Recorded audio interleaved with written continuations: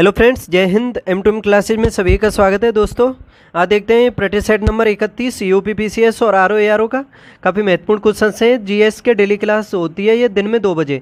Channel को subscribe कर लो, share भी कर दो सभी के बीच, और अच्छे से कोशिश करना मेरे साथ क्वेश्चनों को करने की, और आंसर भी कमेंट बॉक्स में देते रहना। तो देखो, इसमें पहला क्वेश्चन पाषाण काल के बारे में दिया हुआ है, कथन है इसमें, और आपको बताना है पाषाण काल के बारे में ये जो कथन है दोनों, इनमें से कौन कौन से सही हैं। पहला है इसमें भारत में सर्वप्रथम मानव का साक्ष्य शिवालिक की पहाड़ियों से मिला है, और दूसरा है इसमें पशुपालन के साक्ष्य भारत में आदमगढ़ और बागौड़ से मिले हैं। देखो, इसमें आदमगढ़ कर लेना, ये टाइपिंग मिस्टेक है इसमें। देखो, पाषाण काल के बारे में ये कथन है, बताओ इसमें कौन सा सही है। देखो, इतिहास के बारे में बात करें भारत में, देखो इतिहास को 3 भागों में बांटा गया है। पहला है उसमें प्राचीन भारत, दूसरा है मध्यकालीन, तीसरा आधुनिक भारत को। ठीक है, देखो फिर प्राचीन भारत को भी 3 भागों में बांट दिया, प्रागैतिहासिक, आद्य ऐतिहासिक और ऐतिहासिक। लेकिन फिर प्रागैतिहासिक को 2 भागों में बांट दिया, पाषाण युग और ताम्र युग। लेकिन पाषाण युग को फिर आगे 3 भागों में बांट दिया, पुरापाषाण काल, मध्य पाषाण काल और नवपाषाण काल। तो देखो, इसमें बात की गई है पाषाण काल के बारे में। तो देखते हैं अब इसमें भारत में सर्वप्रथम मानव का साक्ष्य शिवालिक की पहाड़ियों से मिला। तो देखो, ये गलत है। इसमें पहला भारत में जो मानव का साक्ष्य है वो मध्य प्रदेश से मिला है, और होशंगाबाद जिला है मध्य प्रदेश में। उसमें नर्मदा नदी बहती है। नर्मदा के तट पर एक हथनौरा नामक स्थान है, वहाँ से ये मानव के सबसे पहले साक्ष्य मिले। इस वजह से ये गलत है। ठीक है, और देखो दूसरा, इसमें पशुपालन के साक्ष्य भारत में आदमगढ़ पड़ता है मध्य प्रदेश में, बागौर ये पड़ता है आपका राजस्थान में। ठीक है, तो ये इस वजह से ये सही है इसमें। ठीक है, आदमगढ़ और बागौर से पशुपालन के साक्ष्य मिले। ठीक है, तो ये बिल्कुल सही है इसमें दूसरा। तो देख लो, इसका सही जवाब हो जाएगा ऑप्शन बी, केवल 2 सही है इसमें। अब देखते हैं क्वेश्चन नंबर 2। दिल्ली का सुल्तान जो दान दक्षिणा के बारे में अधिक ध्यान रखता था और इसके लिए एक विभाग दीवाने खैरात स्थापित किया, वह कौन था। ये समझ लो कि दीवाने खैरात जो विभाग था वो किस शासक के द्वारा बनाया गया था। इल्तुतमिश, फिरोज शाह तुगलक, गयासुद्दीन शाह या बहलोल लोदी। गयासुद्दीन तुगलक भी कह सकते हो, चलो कुछ भी समझ लो, गयासुद्दीन शाह ही समझ लो। ठीक है, बताओ तो इसमें से कौन सा सही होगा। दीवाने खैरात किसने बनाया था।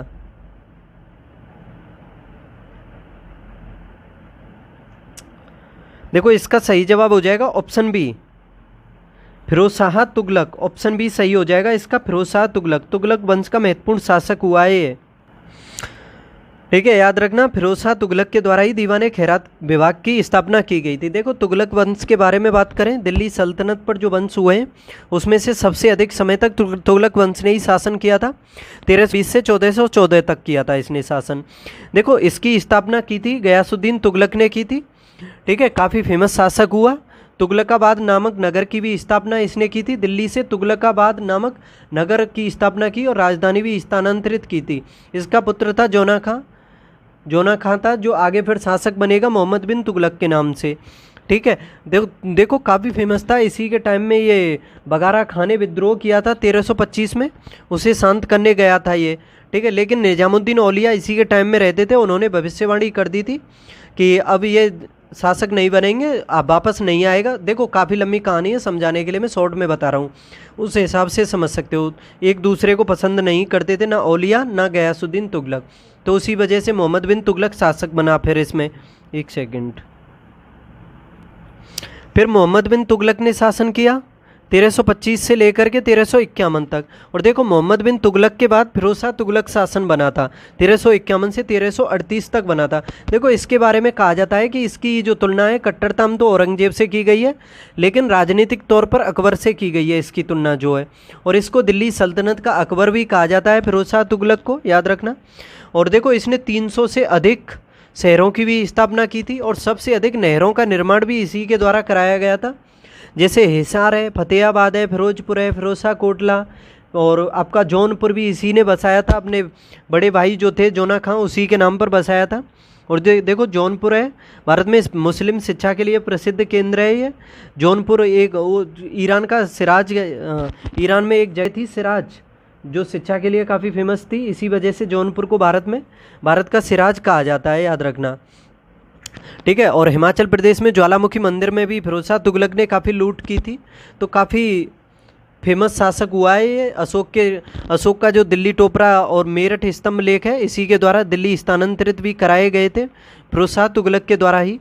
और देखो सती जो प्रथा थी उस पर प्रतिबंध लगाने वाला यह प्रथम सुल्तान था, ये पूछा जा सकता है कि सती प्रथा पर पहला सल्तनत का कौन सा शासक था जिसने प्रतिबंध लगाया था, तो फिरोज शाह तुगलक ही था। और इसने ये दीवाने खैरात विभाग बनाया था, काफ़ी इंपॉर्टेंट है ये जनता को आर्थिक मदद देने के लिए। और 4 प्रकार के कर भी लगाए थे इसने। एक था खराज, उसको भूमि कर कहा जाता था। एक था जजिया जो गैर मुस्लिमों से लिया जाता था। एक जकात था, जकात मुस्लिमों से लिया जाता था। और एक खुम्स था, खुम्स युद्ध में लूटा गया माल होता था, उसी को कहते थे। ठीक है, तो काफ़ी ये फेमस हुआ है। और आगे चल के फिर इसने कुतुब मीनार की भी मरम्मत कराई थी, उसमें ऊपरी मंजिल में कुछ खमियाँ आ गई थी तो उसको पूर्ण कराया था। फिर 1388 में इसकी मृत्यु हो गई थी। देखो काफ़ी फेमस है। फिरोज शाह तुगलक, अलाउद्दीन खिलजी, ये सभी काफ़ी पूछे जाते हैं। बलबन भी काफ़ी पूछा जाता है। दिल्ली सल्तनत कंप्लीट इंपॉर्टेंट है, इसको अच्छे से रट लेना। आगे देखते हैं क्वेश्चन नंबर 3। अहमद शाह अब्दाली के भारत पर आक्रमण और पानीपत की तीसरी लड़ाई लड़ने का तत्कालीन कारण क्या था? अहमद शाह अब्दाली के भारत पर आक्रमण और पानीपत की तीसरी लड़ाई लड़ने का तात्कालिक कारण क्या था? बताइए, इन चारों में से देख करके बताओ। अहमद शाह अब्दाली भारत पर आक्रमण और पानीपत की तीसरी लड़ाई लड़ने का तात्कालिक कारण क्या था? देखो इसमें पहला है वह मराठों द्वारा लाहौर से अपने वायसराय तैमूर शाह के निष्कासन का बदला लेना चाहता था। क्या ये सही है? तो देखो ये पहला ही है, आगे तो पढ़ो या मत पढ़ो, ये पहला ही सही है इसमें। अहमद शाह अब्दाली के भारत पर आक्रमण का जो महत्वपूर्ण कारण था और पानीपत की तीसरी लड़ाई का तात्कालिक कारण यही था कि वह मराठाओं द्वारा लाहौर से अपने वायसराय तैमूर शाह के निष्कासन का बदला लेना चाहता था, याद रखना। तो इसने जो आक्रमण किया था अहमद शाह अब्दाली ने, कब किया था? नादिर शाह की देखो हत्या हो गई थी 1747 में, तो इसने 1748 में आक्रमण किया था। ठीक है, और इसने 1748 से लेकर के 1767 तक भारत पर कुल 7 आक्रमण किए थे। कितने? 7 आक्रमण पूछा जाता है इसके बारे में। ठीक है, याद कर लेना। आगे देख लो क्वेश्चन नंबर 4। पर्यावरण और पारिस्थितिकी के संदर्भ में शब्द निच्छालितक, इससे आशय पूछा है इसमें। निच्छालितक पर्यावरण और पारिस्थितिकी के संदर्भ में, बताइए। देखो निच्छालितक का संबंध से इस शब्द से जो आशय होता है, तो इसका आशय हो जाएगा जो ऑप्शन सी में दिया हुआ है, एक संदूषित तरल जो ठोस अपशिष्ट सामग्री से होकर नीचे की ओर अंतःस्रावित यानी रिसना होगा। ये इसका सही जवाब हो जाएगा ऑप्शन सी। ठीक है, निच्छालितक को क्या कह सकते हो? क्या कह सकते हो इसको? एक संदूषित तरल जो ठोस अपशिष्ट सामग्री से होकर के नीचे की ओर यानी अंतःस्रावित होगा, तो ऑप्शन सी इसका सही जवाब है। क्वेश्चन नंबर 5 है, निम्नलिखित फसलों में से कौन सी मीथेन और नाइट्रस ऑक्साइड दोनों का सबसे महत्वपूर्ण मानव जनित स्रोत है? मीथेन और नाइट्रस ऑक्साइड दोनों का महत्वपूर्ण मानव जनित स्रोत कौन सी है? कपास, धान, गन्ना, गेहूं। मीथेन किस में ज़्यादा पाई जाती है? मीथेन देखो धान में पाई जाती है, लेकिन इसमें ये नाइट्रस ऑक्साइड के बारे में भी पूछा है, तो उस हिसाब से भी देख करके बता सकते हो। देखो काफ़ी अच्छा क्वेश्चन है। मीथेन और नाइट्रस ऑक्साइड ये दोनों पाई जाती हैं धान के खेत में। ठीक है, तो ऑप्शन बी इसका सही जवाब हो जाएगा धान में। देखो धान भाई ये जो फसल होती है इसमें जो रोग लगते हैं वो काफ़ी पूछे जाते हैं। देखो धान में लगता है खैरा रोग, जो जस्ते की कमी से लगता है, याद रखना। धान में खैरा रोग लगता है। इसके अलावा इसकी जो पत्तियाँ होती हैं उस पर भूरा धब्बा भी लग जाता है, वो भी रोग होता है। देखो गेहूँ में लगता है एक अनावृत कंडुआ, रस्ट रोग भी लगता है गेहूँ में। ठीक है, रतुआ रोग भी लगता है, सेहू भी गेहूं में लगता है, ये पूछे जाते हैं। और देखो मक्का में आपका पत्तियों पर जो झुलसा रोग हो जाता है वो लगता है। मूंगफली में पूछा जाता है काफ़ी, मूंगफली का टिक्का रोग। ठीक है, उसे आप याद कर लेना। और क्या बताऊं, देखो गन्ना में रेड रॉट रोग लगता है, गन्ने के बारे में भी याद कर लेना। गन्ने में रेड रॉट लगता है। कंडुआ आपका ज्वार में लगता है। ठीक है, और बाजरा में भी कंडुआ लगता है एक, और अर्गट रोग भी लगता है बाजरा में। ठीक है, तो रोगों के बारे में भी याद कर लेना आप। आगे देखते हैं अब क्वेश्चन नंबर 6। निम्नलिखित में से कौन सा एक बाघ के मूल आवास के क्षेत्रफल के आधार पर भारत का सबसे बड़ा बाघ अभयारण्य है? कौन सा है बाघ अभयारण्य भारत का सबसे बड़ा? मानस, पक्के, नागार्जुन सागर, श्रीशैलम या पेरियार? बताइए। देखो, भारत में सबसे बड़ा जो बाघ अभयारण्य है वो नागार्जुन सागर श्रीशैलम है। ठीक है, और ये कहाँ पर पड़ता है, ये बता सकता है कोई? ये अभयारण्य जो पड़ता है ये आंध्र प्रदेश में पड़ता है, और ये 5 जिलों में फैला हुआ है आंध्र प्रदेश के में। ठीक है, याद रख लेना इसके बारे में। आगे देखते हैं अब क्वेश्चन नंबर 7। निम्नलिखित में से कौन सा सुमेलित नहीं है? एक साइड में जैव मंडल आरक्षित क्षेत्र है और एक साइड में उनकी अवस्थिति के बारे में है। मानस, मानस कहाँ पड़ता है? तो देखो, इसमें पहला ही गलत है। मानस ये असम में है। ठीक है, और आंसर भी यही है इसका। नंदा देवी ये उत्तराखंड में पड़ता है, पहले ये सही है बिल्कुल। कंचनजंगा सिक्किम में, अगस्तमलाई केरल में पड़ता है। तो देखो, ये पहला गलत है इसमें, मानस असम में पड़ता है। तो ये जो अजैव मंडल आरक्षित क्षेत्र हैं ये सभी याद कर लेना। Question number 8। नीचे 2 वक्तव्य दिए गए, एक कथन और एक कारण। अब देखना है इसमें, पहले कथन देख लो। भारत में ब्रिटिश साम्राज्यवाद का बीजारोपण बंगाल से ही हुआ था। कारण है इसमें, अंग्रेजों ने 23 जून 1757 को प्लासी के युद्ध में बंगाल के नवाब सिराजुद्दौला को पराजित किया और मीर जाफर को बंगाल का नवाब बना दिया। तो इन दोनों में से कौन सा सही है? देखो, भारत में ब्रिटिश साम्राज्य का जो बीजारोपण है वो बंगाल से ही हुआ था। समझ सकते हो, महत्वपूर्ण जो प्लासी का युद्ध है, अंग्रेजों के शासन को स्थापित होने में ये महत्वपूर्ण साबित हुआ था प्लासी का युद्ध, और इसमें रॉबर्ट क्लाइव ने सिराजुद्दौला को हरा दिया था। तो देखो, ये भी ठीक है। समझ सकते हो, ये दोनों ही सही हैं और इसकी ये व्याख्या भी हो रही है इसमें। तो इसका सही जवाब हो जाएगा ऑप्शन सी। आगे देखते हैं क्वेश्चन नंबर 9। निम्नलिखित में से कौन सा एक कथन मोहम्मद अली जिन्ना के विषय में सही नहीं है? देखो, मोहम्मद अली जिन्ना 2 राष्ट्र सिद्धांत के समर्थक थे। तो देखो, बिल्कुल सही है, वो तो विभाजन ही चाहते थे और भारत का विभाजन भी उन्हीं की वजह से हुआ था। मोहम्मद अली जिन्ना की वजह से ही भारत का विभाजन हुआ था। और मोहम्मद अली जिन्ना वर्ष 1940 में मुस्लिम लीग के लाहौर के वार्षिक अधिवेशन की अध्यक्षता की थी क्या इन्होंने? देखो, 1940 में मुस्लिम लीग का जो लाहौर अधिवेशन हुआ था उसकी अध्यक्षता की गई थी। और याद रखना, ये सदैव अपने पास एक डायरी रखते थे। देखो, इसमें चौथा दिया हुआ है, ये दूसरा भी सही है। तीसरा, असहयोग आंदोलन में उन्होंने भाग लिया था। तो देखो, ये गलत है इसमें। असहयोग आंदोलन में मोहम्मद अली जिन्ना ने भाग नहीं लिया था, याद रखना। और ये हमेशा 2 राष्ट्रीय सिद्धांत के समर्थक रहे थे और ये अपने पास सदैव डायरी रखते थे। तो ये इसका सही जवाब है ऑप्शन सी, ये गलत है इसमें। Question number 10। सुमेलित कीजिए। सूची फर्स्ट को सेकंड से मिलाना है। एक साइड में पुस्तक यानी जर्नल पुस्तक के बारे में लिखा हुआ है और एक साइड में लेखक के बारे में लिखा हुआ है। देखो, वंदे मातरम ये किसके द्वारा लिखा गया? वंदे मातरम, वंदे मातरम ये अंग्रेजी भाषा की साप्ताहिक पत्रिका थी और इसकी शुरुआत की गई थी विपिन चंद्र पाल के द्वारा।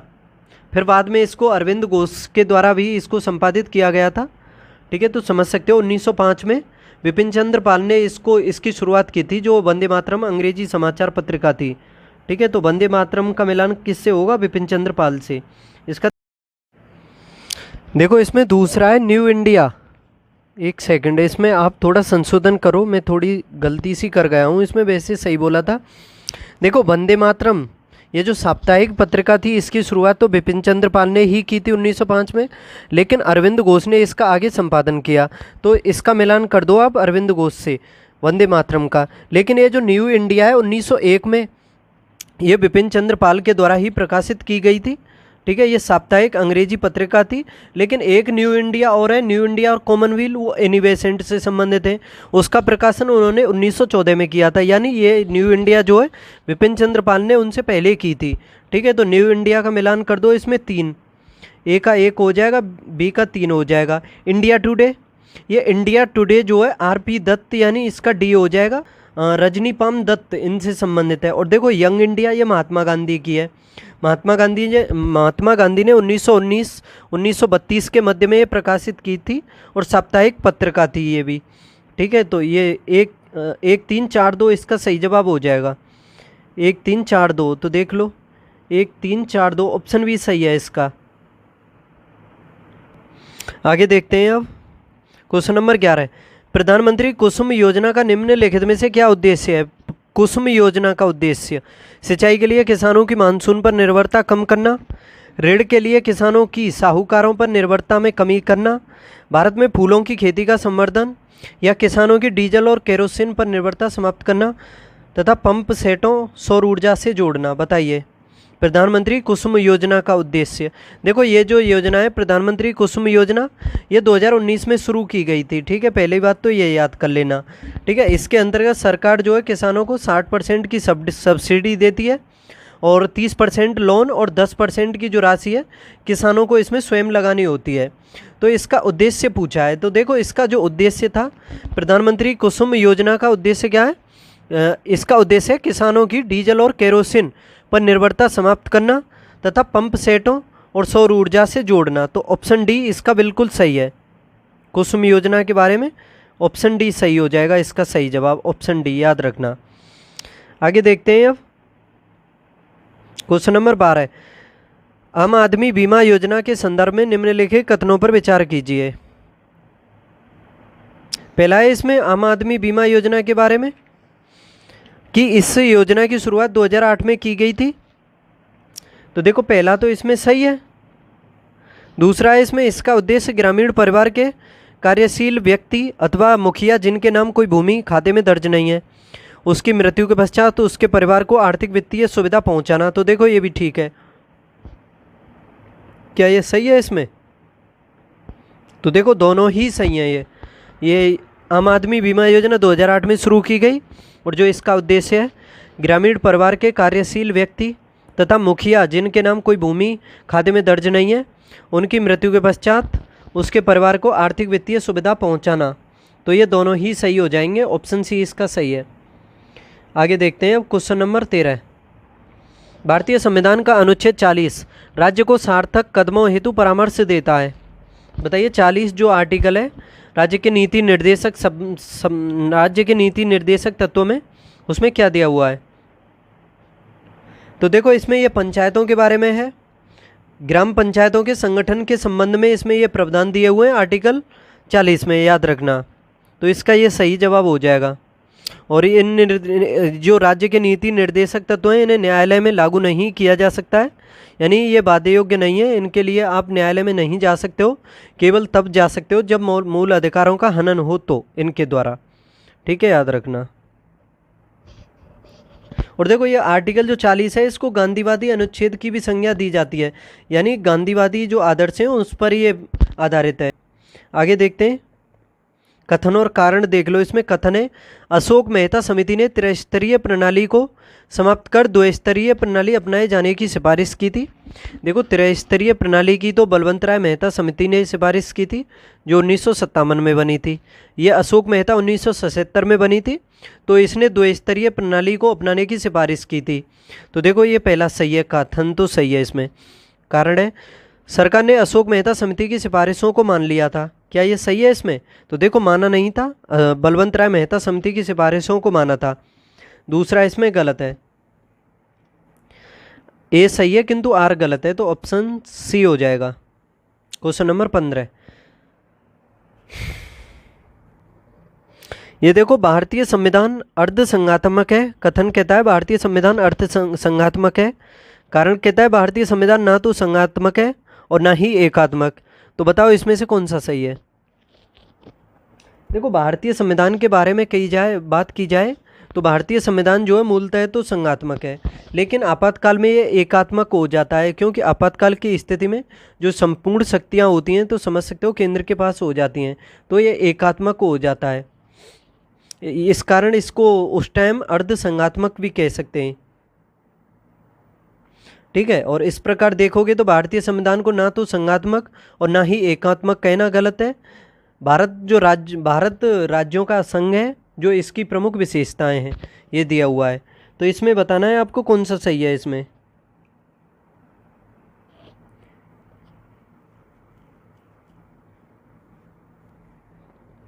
देखो इसमें पहला भारतीय संविधान अर्ध संघात्मक है, तो ये बिल्कुल सही है।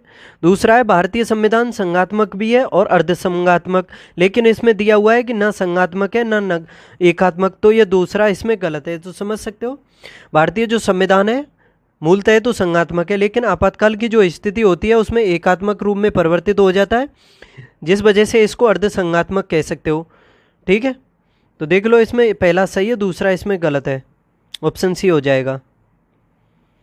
विनाशकारी हाइड्रोजन बम निम्न में से किस सिद्धांत पर अपनी प्रक्रिया को पूरा करके विनाशकारी प्रभाव उत्पन्न करता है? जो विनाशकारी हाइड्रोजन बम होता है उसमें कौन सी प्रक्रिया होती है?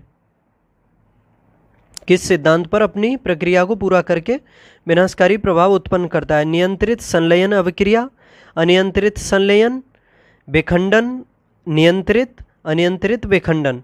देखो इतना तो जरूर है कि हाइड्रोजन बम में है तो उसमें संलयन प्रक्रिया होगी, लेकिन ये बता दो इसमें नियंत्रित होगी या अनियंत्रित। देखो जो नाभिकीय विखंडन होता है वो तो परमाणु बम में होता है, संलयन होता है हाइड्रोजन बम में, और जो हाइड्रोजन बम होती हैं परमाणु बम से कई गुना अधिक शक्तिशाली होती हैं। ठीक है, तो इसका जो जवाब होगा ऑप्शन बी हो जाएगा इसका सही जवाब। अनियंत्रित संलयन अभिक्रिया, हाइड्रोजन बम जो है अनियंत्रित संलयन अभिक्रिया को पूरा करके विनाशकारी प्रभाव उत्पन्न करता है, तो इसका ऑप्शन भी सही जवाब हो जाएगा। ठीक है, याद रखना। क्वेश्चन नंबर 17, बर्तन बनाने के लिए कौन सी निम्नलिखित मिश्र धातु का प्रयोग नहीं किया जाता है? पीतल, सोल्डर या सोल्ड, ड्यूरेलुमिन, जर्मन सिल्वर। बताइए। देखो इसका सही जवाब है ऑप्शन बी, सोल्डर, यानी इसे सोल्ड कह सकते हो। ये मिश्र धातु है, इसका प्रयोग बर्तन बनाने में नहीं किया जाता है। सोल्डर टिन जो होती है इसमें सोल्डर में टिन 67% होती है, शीशा इसमें 33% के करीब होता है। ठीक है, तो ये मिश्र धातु होती है सोल्डर जो होती है। इसका जो प्रयोग होता है नरम धातु के जोड़ों में टांका लगाने के रूप में किया जाता है। ठीक है, याद रखना। देखो पीतल, ड्यूरेलुमिन, ये जर्मन सिल्वर जो है इन तीनों का प्रयोग किया जाता है बर्तन बनाने में। आगे देखते हैं क्वेश्चन नंबर 18, शताब्दी एक्सप्रेस गाड़ी का नाम किसकी शत वार्षिकी को संबोधित करता है? शताब्दी एक्सप्रेस का जो गाड़ी का नाम है वो किसकी शतवार्षिकी को संबोधित करता है? महात्मा गांधी, भारतीय राष्ट्रीय कांग्रेस, भारत का स्वतंत्रता युद्ध या जवाहरलाल नेहरू। देखो इसका सही जवाब है ऑप्शन डी। जो शताब्दी एक्सप्रेस गाड़ी है उसका जो है शतवार्षिकी ये जवाहरलाल नेहरू की शतवार्षिकी को संबोधित करता है, याद रखना। इस ट्रेन को पहली बार 1988 में शुरू किया गया था। तत्कालीन रेल मंत्री थे उस टाइम रेल मंत्री कौन थे? माधवराव सिंधिया थे। नई दिल्ली से ग्वालियर के मध्य चलाई गई थी, नई दिल्ली से ग्वालियर के मध्य। शब्द आयरन निम्नलिखित में से किस खेल से संबंधित है? देखो दोस्तों, अगर इसकी आपको पीडीएफ चाहिए तो टेलीग्राम चैनल है, उस पर मिलेगी M2M क्लासेस नाम से। चैनल को सब्सक्राइब कर लो, शेयर भी कर दो। ठीक है, तो देखो शब्द जो आयरन है निम्नलिखित में से किस खेल से संबंधित है? ये गोल्फ से संबंधित है, गोल्फ से। तो ऑप्शन ए हो जाएगा इसका सही जवाब, गोल्फ से संबंधित है आयरन। आयरन एक प्रकार का क्लब है जिसका उपयोग जो है गोल्फ के खेल में गेंद को छेद की ओर बढ़ाने के लिए किया जाता है, और गोल्फ स्कॉटलैंड का राष्ट्रीय खेल भी है, याद रखना। निम्न में से किस राज्य सरकार द्वारा सुरक्षित शहर परियोजना प्रारंभ की गई है? सुरक्षित शहर परियोजना उत्तर प्रदेश, दिल्ली, महाराष्ट्र, गुजरात। देखो इसका सही जवाब है ऑप्शन ए, उत्तर प्रदेश के द्वारा सुरक्षित शहर परियोजना जो है ये शुरू की गई है। और इस परियोजना के तहत 17 नगर निगमों में सरकारी और गैर सरकारी शैक्षणिक संस्थानों में CCTV जो कैमरे हैं वो लगाए जाएंगे। काफ़ी महत्वपूर्ण योजना है ये सुरक्षित शहर योजना, इसके नाम से ही समझ पा रहे होंगे। कैमरों से इसमें निगरानी की जाएगी। आगे देखते हैं अब, प्रारंभिक आपदा चेतावनी के लिए राहत वाणी केंद्र का उद्घाटन किस राज्य में किया गया? प्रारंभिक आपदा चेतावनी के लिए राहत वाणी केंद्र का उद्घाटन किस राज्य में किया गया? बिहार, उत्तर प्रदेश, उत्तराखंड, मध्य प्रदेश।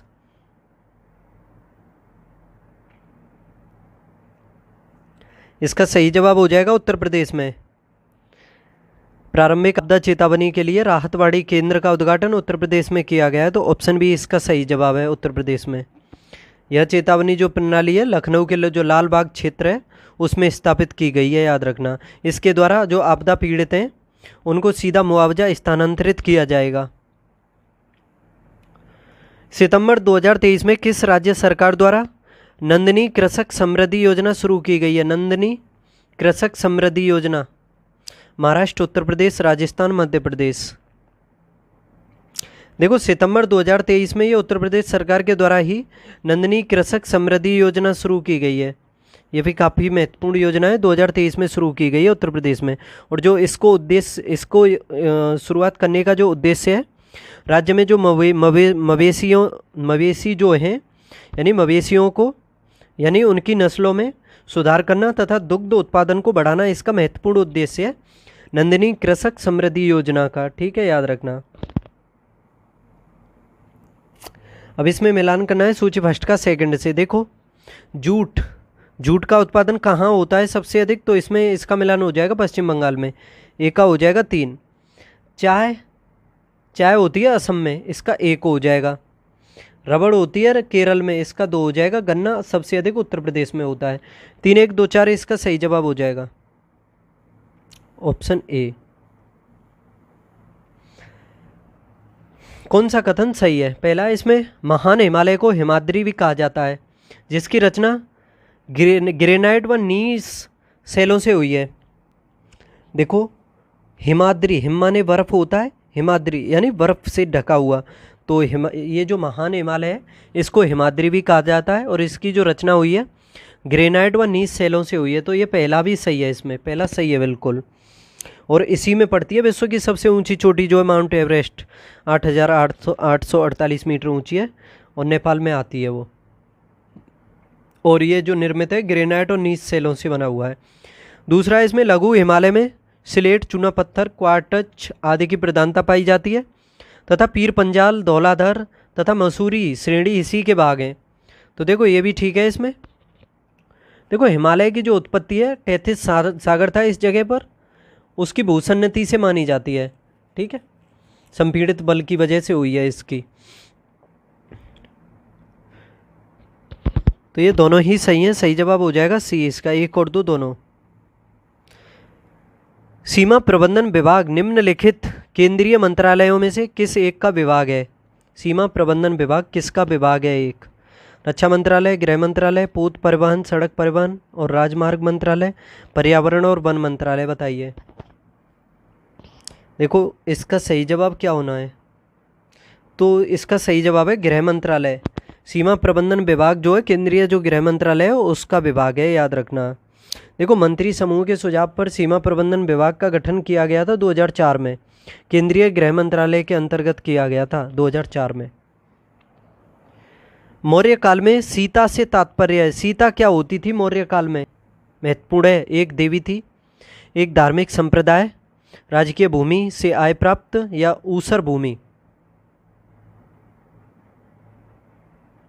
देखो ये जो सीता होती थी ना मौर्य काल में, ये राजकीय भूमि से आय जो प्राप्त होती थी वो होती थी। ठीक है, सीता। देखो राजकीय भूमि की व्यवस्था करने वाला प्रधान अधिकारी जो होता था वो सीता यानी अध्यक्ष था और भूमि पर राजा का स्वामित्व होता था, याद रखना। और इसका उल्लेख मेगस्थनीज है, मेगस्थनीज, स्ट्रेबो एवं एरियन जो है इसने किया है, याद रखना। निम्नलिखित में से किसने भारत में स्वर्ण सिक्कों का प्रचलन नियमित उपयोग के लिए किया था? विम कटफिसस, कुजुल कटफिसस, कनिष्क या हरमबीच? तो देखो इसका सही जवाब है विम कटफिसस, ऑप्शन ए में जो दिया है विम कटफिसेच इसने किया था। सोने और तांबे के सिक्के चलवाए थे भारत ने इसमें, और जिनका प्रचलन नियमित उपयोग के लिए किया था इसने।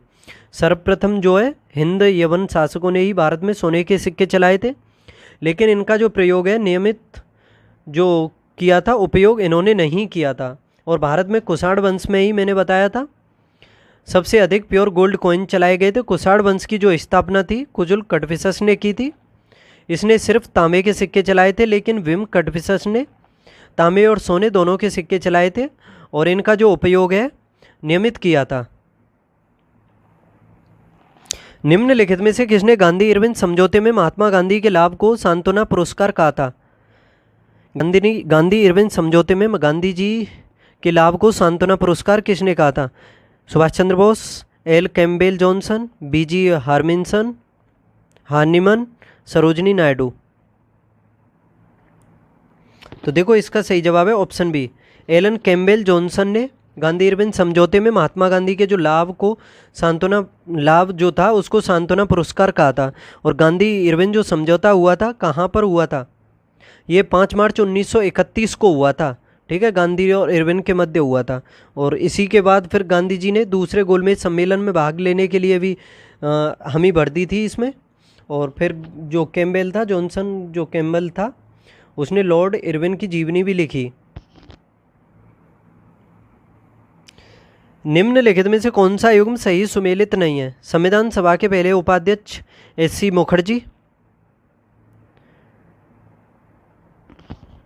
बताइए, संविधान सभा के पहले उपाध्यक्ष क्या एस.सी. मुखर्जी थे? तो देखो ये सही है, इसमें पहला तो सही है इसमें मिलान। एक सेकंड। प्रारूप समिति के एकमात्र कांग्रेसी अध्यक्ष के.एम. मुंशी थे क्या? प्रारूप समिति के एकमात्र अध्यक्ष के.एम. मुंशी थे? ये कांग्रेसी एकमात्र सदस्य अध्यक्ष तो भीमराव अंबेडकर थे। तो देखो ये कांग्रेसी थे, ये भी सही है। उद्देश्य प्रस्ताव क्या राजेंद्र प्रसाद ने पेश किया था? तो देखो ये तो जवाहरलाल नेहरू से संबंधित है। 13 दिसंबर 1940 को तीसरी बैठक में इन्होंने ये पेश किया था। इसमें राजेंद्र प्रसाद ने नहीं किया था, तो ये गलत है इसमें। ठीक है, और इसमें संविधान निर्माण के जो दर्शन एवं मार्गदर्शन वो निहित हैं। और इसी ने संविधान की प्रस्तावना का रूप लिया है, उद्देश्य प्रस्ताव ने। ठीक है, तो यही इसमें गलत है। अशोक चक्र के राजकीय चिन्ह अंगीकृत जो हुए 26 जनवरी 1950 को, तो ये सही है। आगे देखो, लोकसभा और राज्यसभा के बीच गतिरोध की स्थिति किन किन स्थितियों में संसद की संयुक्त बैठक बुलाई जाती है? लोकसभा और राज्यसभा के बीच गतिरोध की स्थिति में किन स्थितियों में संसद की संयुक्त बैठक बुलाई जाती है? देखो, साधारण विधेयक निर्माण को पारित करने की स्थिति में। दूसरा है धन विधेयक को पारित करने की स्थिति में। तो देखो धन विधेयक पर तो ये जॉइंट सेशन नहीं होता है, ये इस वजह से गलत है। तीसरा है इसमें जॉइंट मीटिंग नहीं होती है धन विधेयक पर, याद रखना। संविधान संशोधन विधेयक को पारित करने की स्थिति में संविधान संशोधन पर भी नहीं होती है, तो ये भी गलत है इसका। तो इसका सही जवाब कौन सा हो जाएगा? केवल एक ही सही है इसका। संविधान जो संशोधन है साधारण विधेयक पर जो होती है, संविधान संशोधन पर नहीं होती है, ना धन विधेयक पर संयुक्त बैठक होती है, ओनली साधारण विधेयक पर, याद रखना। तो ऑप्शन ए सही है इसका। ठीक है, क्वेश्चन नंबर 3 का एक सही है, बाकी दोनों गलत हैं। तो दोस्तों इस तरह से ये प्रैक्टिस सेट नंबर 31 कंप्लीट होता है। कल मिलेंगे फिर अगले प्रैक्टिस सेट के साथ। तब तक पढ़ते रहो, चैनल को सब्सक्राइब कर लो, शेयर कर दो। बाय।